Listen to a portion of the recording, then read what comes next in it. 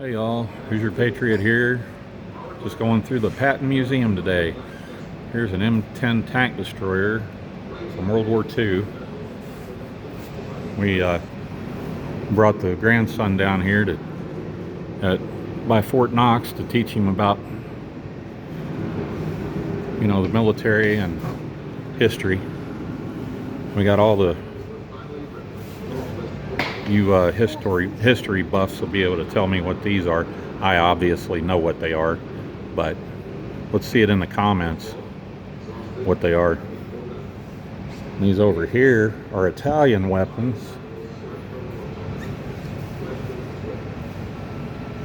They're pretty cool. That mortar I've never seen before. I didn't even know that existed.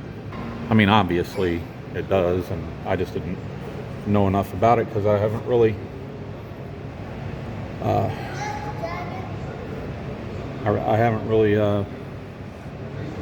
studied Italian weapons in World War II. I know most of them were junk, but that rifle right here is very similar to the one I said, Lee Harvey used on JFK. Of course, if you believe it or not, I love this here, the M10, 3-inch crew of 5, 3-inch main gun, 50 cal machine gun, weighed 66,000 pounds, so what is that, 33 tons. That's about the same as the Bradley I was on. Bradley was a little lighter, not much. And here's a quote from General Patton. This is the Patton Museum. So over here we got a headquarters truck, and then the Jeep. Well, there's some Nazi stuff over here. That's Patton's flag, 4-star. We got here some Nazi memorabilia.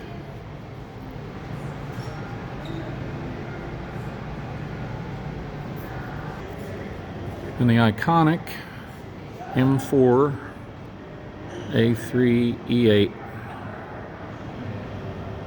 known as the Easy 8. That is, well, the tank from the movie Fury. Basically, this isn't the exact one, it's the same type. Here's a Soviet 82 millimeter mortar from 1942. There's an M79 grenade launcher from Vietnam era, otherwise known as the Thumper or the Blooper, because of the noise it made when it fired, and a 1911, and the PRC 77 radio. They call it the Prick 77. I used those in the Marine Corps myself. Here's a Huey from Vietnam era. This troop transport, or Slick as it was known. UH-1D/H. So M60 machine gun, the M16A1. And it looks like another 1911 on that crewman. This is a Viet Cong display of wooden weapons that they trained on.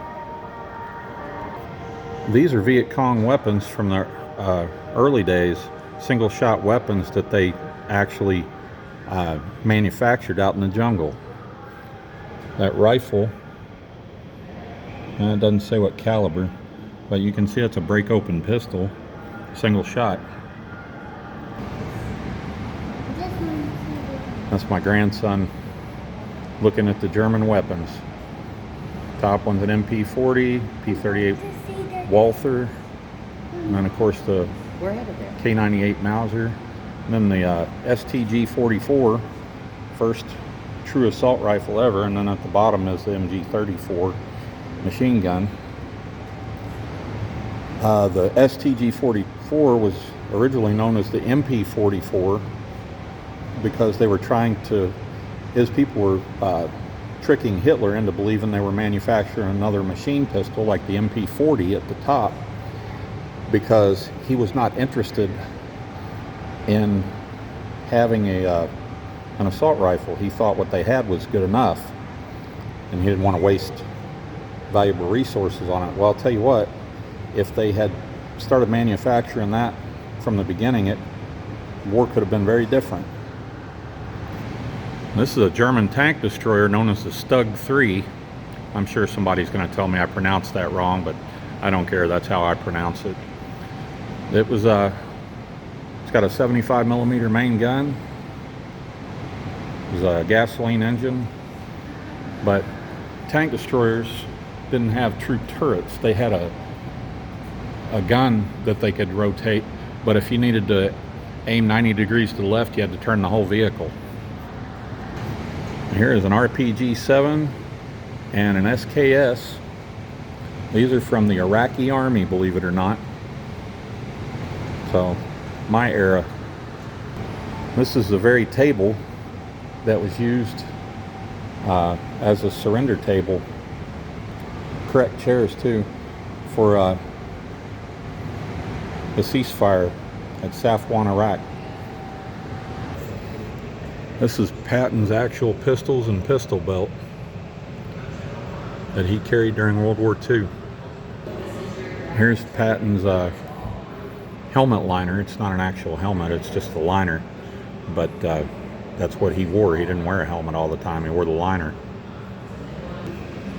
Here's an M4 half-track that I actually used to drive those in parades, which was pretty cool. And here's an M3 Lee, which was the predecessor to the M4 Sherman. It's what we had at the beginning of World War II. This is Patton's staff car. It was actually the Germans had it, and it was let's see, it was seized from the Gestapo in 1945 and given to Patton. But it was actually, it's an American car. It was made in Detroit. And here's the front end of an LST, landing ship tank, which is, you know, where this M7 Priest self-propelled gun looks like it's rolling off of. This is the World War I wing. Oh, you okay? Oh, his shoe came off. Are you? This is a model, I guess, of a battle. These are the old French tanks right there. But is that? Yeah. Looks like a typical battlefield in World War I. Be cool if it was a sand table, but I don't think it is. It's a representation of a U.S. Army officer in 1918. This is typical gear from a soldier during World War I. I actually have one of those canteen cups. I didn't know it was a World War I vintage design. That is a German MG-15 machine gun used during World War I. And they actually used some plate armor back then. And that's the very first Stahlhelm there. And then here's the broom handle Mauser. This one actually has the rifle stock. And that, of course, is a German soft cover. And there's one of their old gas masks. This is a M1918 German anti-tank rifle. And this is a French Hotchkiss heavy machine gun, on the mount. That is a French-made Shoshaw machine gun that we didn't have enough BARs to go around, so we ended up using French equipment to fill in the gap.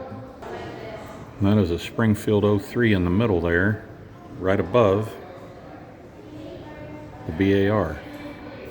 And over here on the other side, you can see this is the Enfield 1917 at the top. Now this is pretty cool. This is Patton's World War I gear.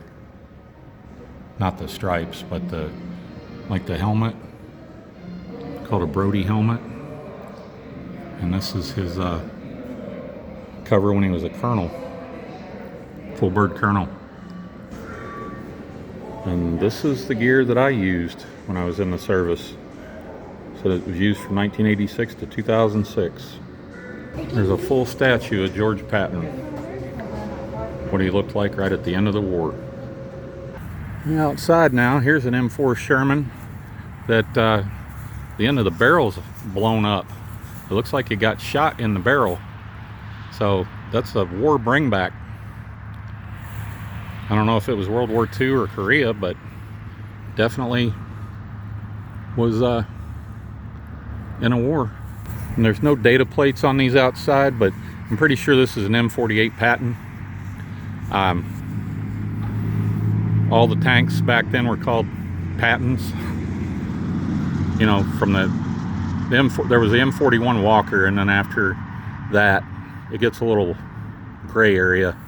But there's the M46, M47, M48, all Patton. This here is an M60A3 that was actually still being used when I was in. That you can tell because of the cupola on top that should have a 50 caliber machine gun sticking out of it, but it doesn't. Anyway, I might do a follow-up video because there's one part of the museum we haven't been to yet. They have a World War II barracks set up. I don't know if we can get into it yet or not. So I'm going to end this here. There might be a follow-up, I don't know. So, till next time, I'm Mott Victoria Curum. Stay safe out there.